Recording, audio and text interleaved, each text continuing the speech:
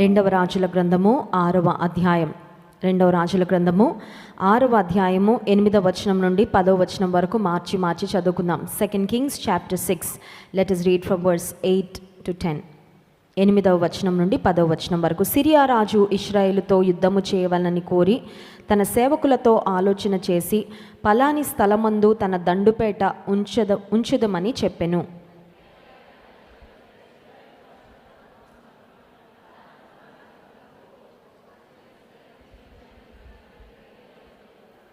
ఇశ్రాయేలు రాజు దైవజనుడు తనకు తెలిపి హెచ్చరిక చేసిన స్థలమునకు పంపి సంగతి తెలుసుకొని తన వారిని రక్షించుకొనెను.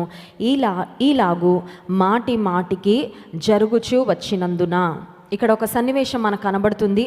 దేవుని ప్రజలైన ఇశ్రాయేలీలకు విరోధంగా ఉన్న సిరియా రాజు ఇశ్రాయేలీల మీద ఏ వార్ స్ట్రాటజీ, వారితో ఎలా యుద్ధం చేయాలి, ఎలా పోరాడాలని ఆలోచించి మరి వార్ స్ట్రాటజీ, యుద్ధంలో ఈ విధంగా చేద్దాం ఆ విధంగా చేద్దామని ప్రణాళికలు వేస్తూ ఉండగా దేవుని ప్రవక్త అయిన ఎలీషా ద్వారా దేవుడు ముందుగానే ఇశ్రాయేలు రాజుకు ఆ విషయాన్ని గురించి హెచ్చరిక చేసి తెలియచేసి ఇశ్రాయేలీలను దేవుడు కాపాడుస్తూ భద్రపరుస్తూ శత్రువుల చేతి నుండి ఆయన సంరక్షిస్తూ వచ్చిన ఆ సన్నివేశము జరుగుతున్న ఆ కాలంలో ఇప్పుడు సిరియా రాజుకు ఒక ఆలోచన బయలుదేరింది, ఒక టెన్షన్ బయలుదేరింది. అదేంటంటే, నేను ఏ ప్రణాళిక వేసినా, ఇశ్రాయేలుకు విరోధంగా నేను ఏ పన్నాగం పన్నినా ఎవరో వారికి తెలియజేస్తున్నారు. వారికి ముందే సమాచారం తెలియడం వలన వారు తప్పించుకుంటా ఉన్నారు. వారు యుద్ధంలో మరి మనం వారి మీద జయము పొందలేకపోతా ఉన్నాము కనుక ఆ స్పై ఎవరో పట్టుకోవాలి, వారిలో ఉన్న వేగుల వారు ఎవరో తెలుసుకోవాలి. వారిని కనుక మనం వారి సంగతి చూడగలిగితే ఇశ్రాయేలీల మీద మనం జయం పొందుతామని సిరియా రాజుకు ఒక ఆలోచన కలిగి ఆ విషయము సమాచారాన్ని గూర్చి అతను తెలుసుకున్నప్పుడు ఫైనల్గా అతనికి తెలిసిన విషయం ఏంటంటే, స్పై ఎవరు లేరు, వీరి దగ్గరకు వచ్చి వేగుల వారిగా వీరి దగ్గర ఏజెంట్స్గా పనిచేసి వారికి ఇన్ఫర్మేషన్ అందిస్తున్న వారు ఎవరు లేరు, కానీ దేవుని ప్రవక్త అయిన ఎలీషాకు దేవుడు ఆ విషయాలు తెలియజేస్తున్నారని తెలుసుకున్నాడు. 12వ వచనం చదువుదామా. అతని సేవకులలో ఒకడు, రాజువైన నా ఏలినవాడా, ఇశ్రాయేలు రాజు పక్షమున ఎవరునూ లేరు, కానీ ఇశ్రాయేలులో ఉన్న ప్రవక్తయగు ఎలీషా మీ అంతఃపురమందు మీరు అనుకొనిన మాటలు ఇశ్రాయేలు రాజునకు తెలియచేయును అనెను. అందుకు రాజు, మేము మనుషులను పంపి అతని తెప్పించినట్లు నీవు వెళ్ళి అతడుండు చోటు చూచి రమ్ము అని సెలవీయగా అతడు దోతానులో ఉన్నాడని వర్తమానము వచ్చెను. కాబట్టి రాజు అచ్చటికి గుర్రములను రథములను గొప్ప సైన్యమును పంపెను. వారు రాత్రివేళ వచ్చి నలుదిశలను పట్టణమును చుట్టుకొనగా. దైవజనుడే ఈ సమాచారం ఇస్తున్నాడు అనే విషయాన్ని ఎవరో సిరియా రాజుకు తెలియచేయగానే ఇప్పుడు సిరియా రాజుకు క్లారిటీ వచ్చేసింది.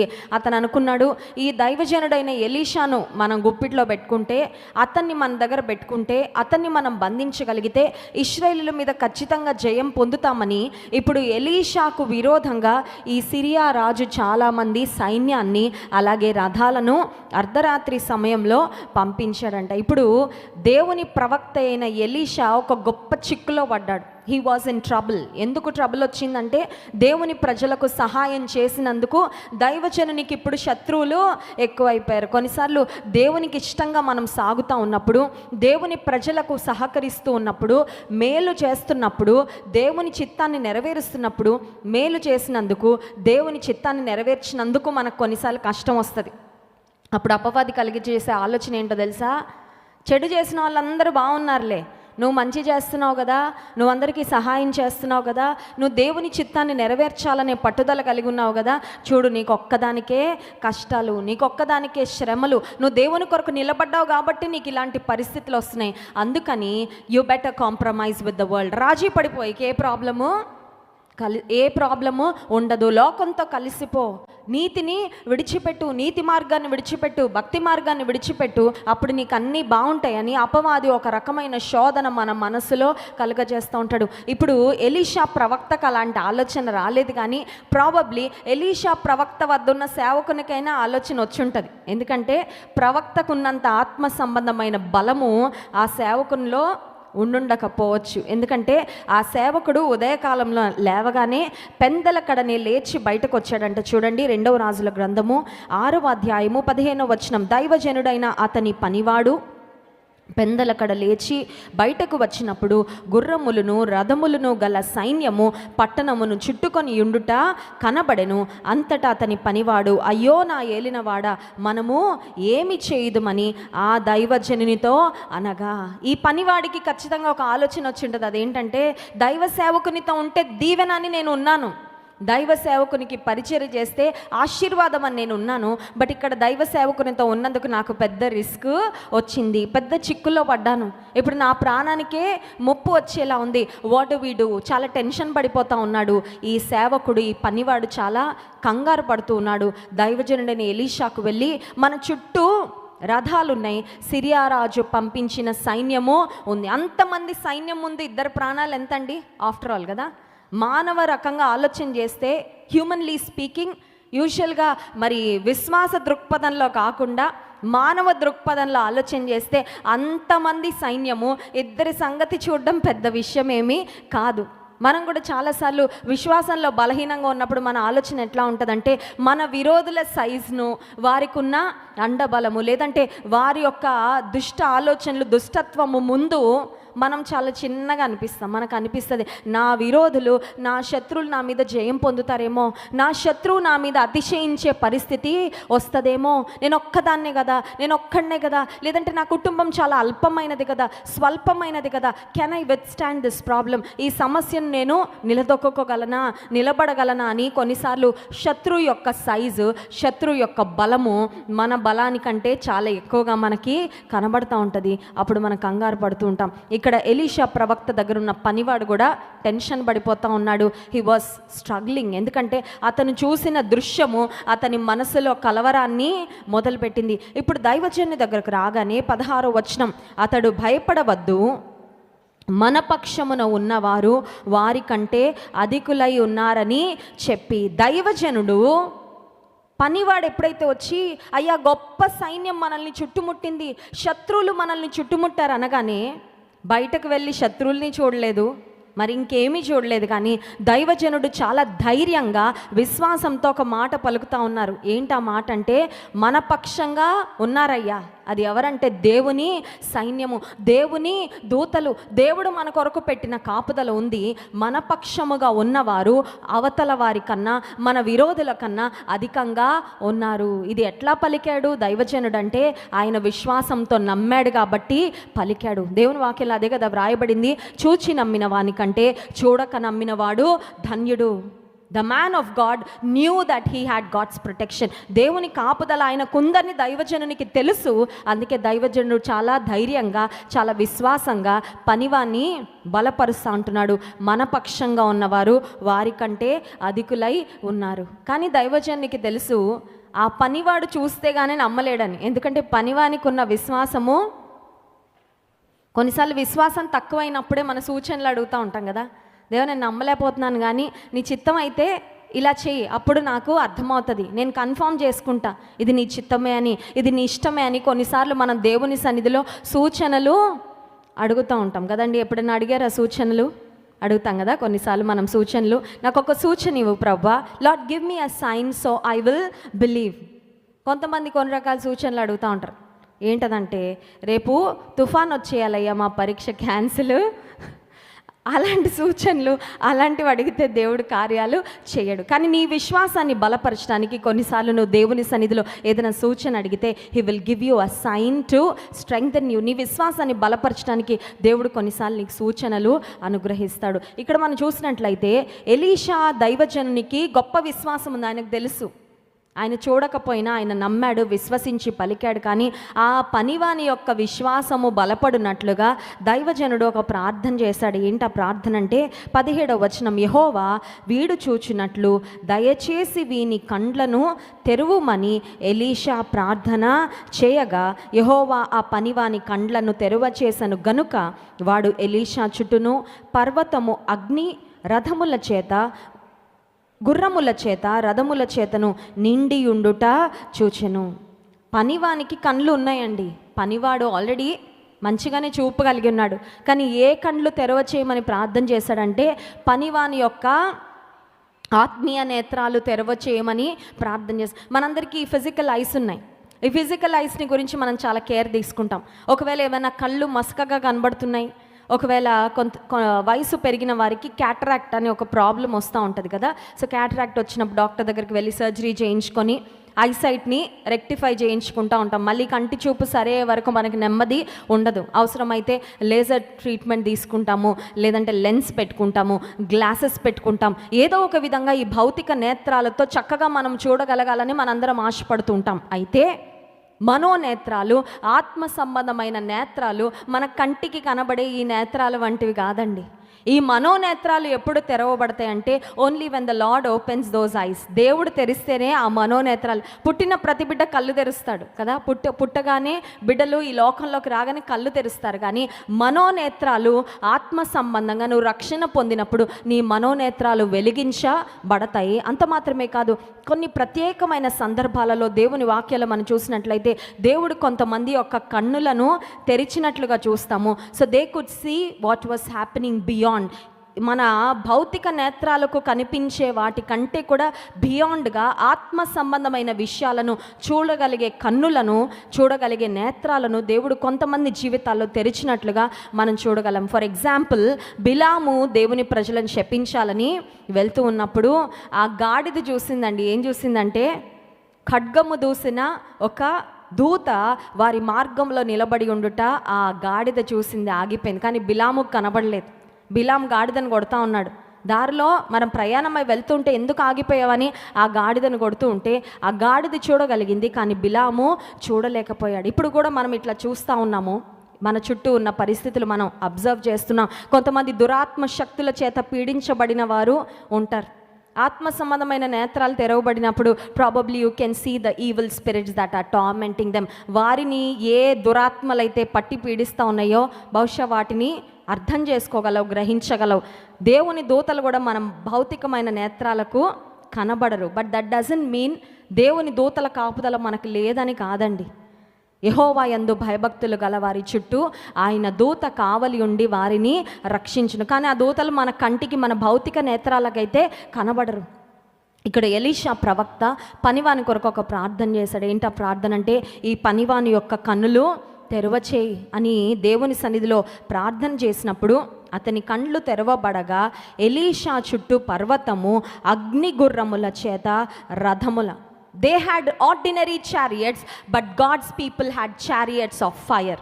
వారికి సామాన్యమైన రథాలు వచ్చాయి, శత్రు రథాలు, సామాన్యమైన రథాలు. కానీ దేవుని సేవకుని కాపాడడానికి దేవుడు పంపించిన రథాలు అగ్ని రథాలు. ఒకసారి దేవునికి స్తోత్రం చెప్దామా? హల్లెలూయా. అగ్నికి ఎవరైనా దగ్గరికి రాగలరండి? అగ్నిని ఎవరైనా ముట్టగలరా? అగ్ని జోలికి ఎవరైనా రావడానికి డేర్ చేస్తారా? చేయరు. ఎందుకు? వాళ్ళకే నష్టం కాబట్టి, కాలిపోతారు కాబట్టి, బూడిదైపోతారు కాబట్టి అగ్ని అనగానే ఎవరు ముట్టుకోరు. దేవుడు కూడా జెకర్యా గ్రంథం 2వ అధ్యాయంలో మనం గమనించినట్లయితే 5 నుండి 7 వచనాల వరకు నేను దాని చుట్టూ అగ్ని ప్రాకారమునై ఉంటానని దేవుడు వాగ్దానము చేశాడు. తన ప్రజల చుట్టూ దేవుడు ఏ ప్రాకారాన్ని పెడతాడంట? What kind of a fence does God give? What kind of a protection does God give to his people? దేవుడు తన ప్రజలకు సామాన్యమైన కాపుదలు ఇవ్వడంట. ఆయన అగ్ని ప్రాకారము వలె తన ప్రజల చుట్టూ ఆయన అనుగ్రహించేవాడు. He will be the protector of his people. దేవుడు తన ప్రజలను భద్రపరిచేవాడు, కాపాడేవాడు. ఇక్కడ ఎలీషాను, అతని పనివాన్ని ప్రొటెక్ట్ చేయడానికి దేవుడు అగ్ని గుర్రములను, రథములను పంపించగానే ఆ పనివాని యొక్క కన్నులు చూడగానే ఇప్పుడు ఆ పనివాని యొక్క విశ్వాసం ఎట్లా అయిపోయి ఉంటుందండి?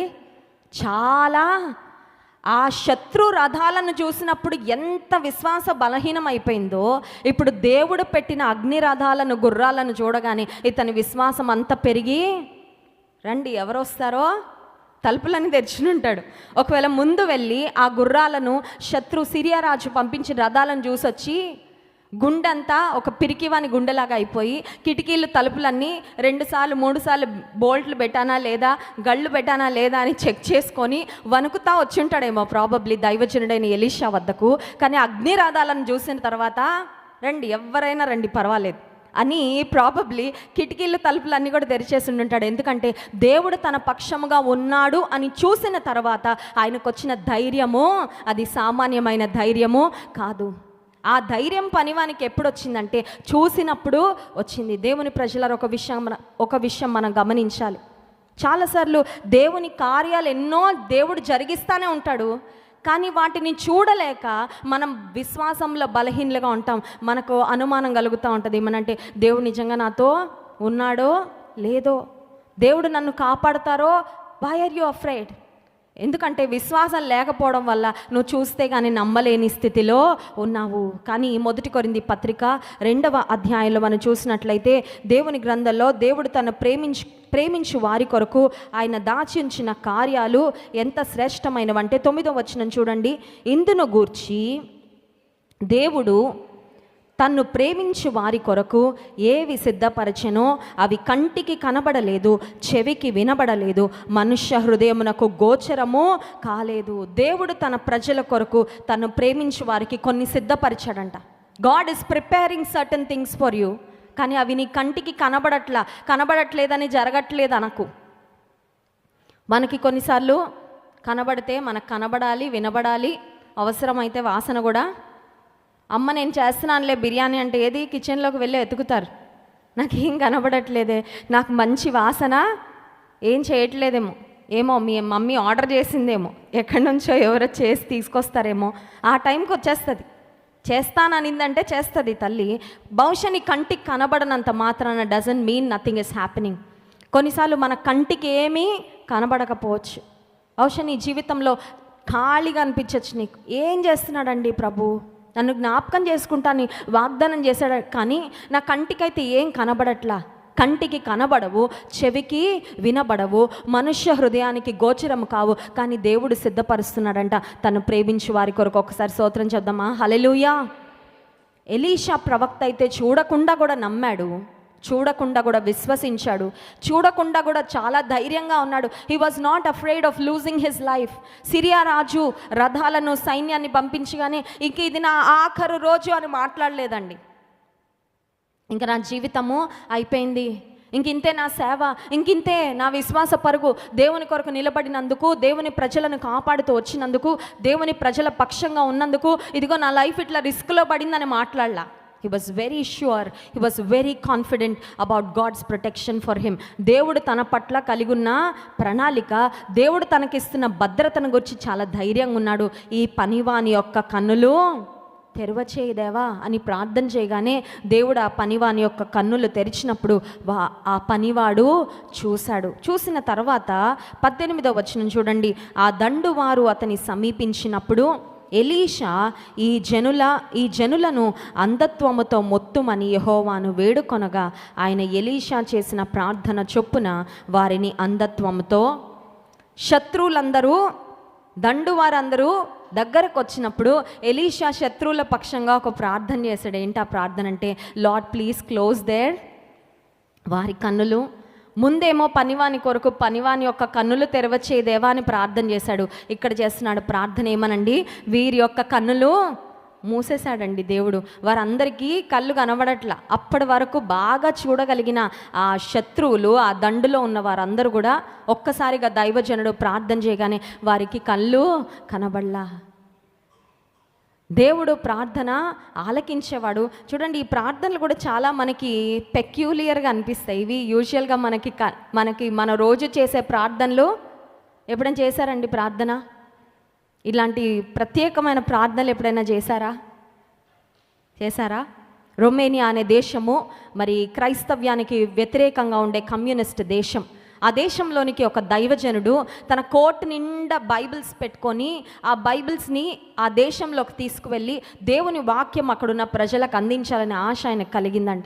ఆ సమయంలో అతను వేసుకున్న జాకెట్లో లోపల పాకెట్స్ ఉంటే వాటి నిండా బైబిల్స్ పెట్టుకున్నాడు.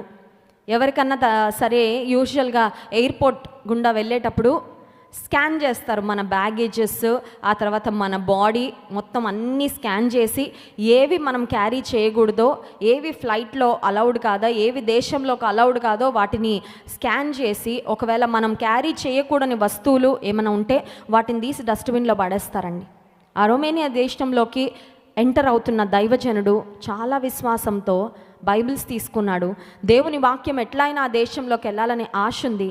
కానీ ఒక ప్రక్కన ఆ స్కాన్ చేసినప్పుడు ఆ అధికారులు కనుక అవి బైబిల్స్ అని చూసారంటే డస్ట్బిన్లో పడేస్తారు. ఆ సమయంలో దైవజనుడు ఒక ప్రార్థన చేశాడంట, దేవా వీరి యొక్క కన్నులు నువ్వు మూసేయి. నన్ను ఎవరైతే అధికారులు స్కాన్ చేస్తారో, నన్ను ఎవరు చెక్ చేస్తారో వారికి ఈ బైబిల్స్ మాత్రము కనబడకూడదు, వారి కన్నులు నువ్వు ముయ్యి అని ఒక ప్రార్థన చేసుకున్నప్పుడు ఆఫీసర్ అన్నాడు, చేతులు పైకెత్తు. తెలుసు కదా, ఎయిర్పోర్ట్లోకి వెళ్ళిన వారికి చేతులు పైకెత్తమంటారు. మొత్తం స్కాన్ చేస్తారు, పైనుండి కింద వరకు స్కాన్ చేశారు.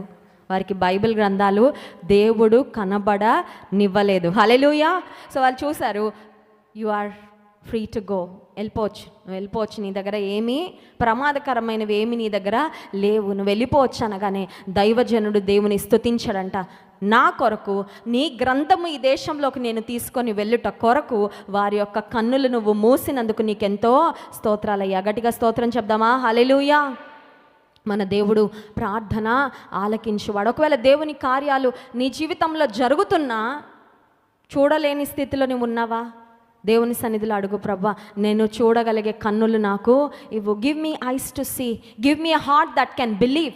ఒకవేళ నా కంటి ముందు ఆ నెరవేర్పు నాకు కనిపించకపోయినా నాకు నమ్మే అంత విశ్వాసము దయచేయి. ఎందుకంటే తగిన సమయంలో అది బయటకు వస్తుంది. తగిన సమయంలో చూడండి, మనము అమెజాన్లో ఏదైనా ఆర్డర్ చేసామనుకోండి, ఈ రోజుల్లో వాడు ట్రాకింగ్ ఇస్తూ ఉన్నాడు. ఏమనంటే మనం ఆర్డర్ చేసిన దగ్గర నుండి అది ఒక్కొక్క స్టేజ్, వేర్ హౌస్ నుంచి మన ఊరికి, మన ఊరి నుంచి మన ఇంటికి, అది దారిలో ఉన్నప్పుడు కూడా మనం ట్రాక్ చేసుకోవచ్చు అన్నమాట, ఎక్కడ వరకు వచ్చింది. మన ఇంటికి రానంత మాత్రాన అది అక్కడ బయలుదేరలేదని కాదు.